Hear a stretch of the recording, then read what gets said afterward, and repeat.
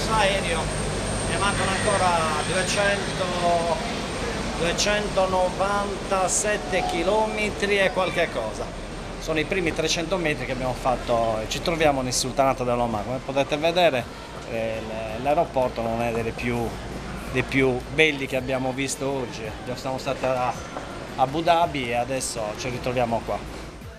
Good morning Italia, il vostro inviato dall'Oman Roberto Zanda. Oggi è il primo giorno di ferie, diciamo pre-gara qui in Oman, in attesa di fare questa benedetta gara di 300 km non stop. Come vedete la temperatura è ottima, è il tempo giusto per rilassarci e per pensare un po' alla gara che sarà fra 3 giorni.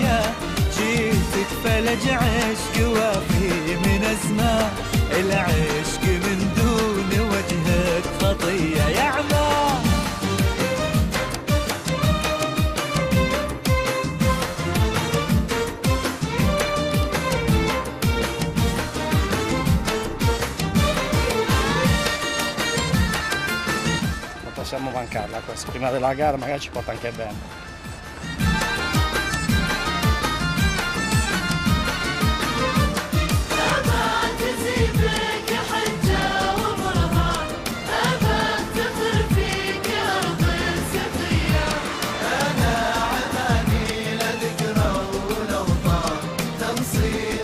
Entrati a Uma, come si dice in inglese, all'interno del campo,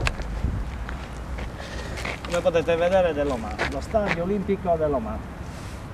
In lontananza vediamo anche il simbolo del sultano dove lui normalmente si siede. Siamo entrati senza farci vedere, ci stiamo spacciando per la televisione italiana. Potete vedere un bellissimo stadio.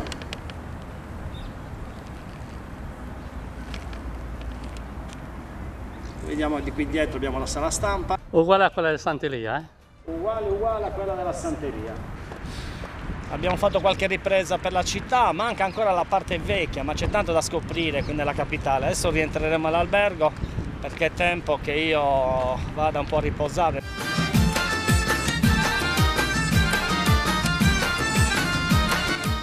Ok, Vince, per cortesia basta adesso, voglio solo riposarmi. Il guerriero ha bisogno di massimo riposo, altrimenti il 27 dovrà mollare, dovrà starsene in camera d'albergo. Ok ragazzi?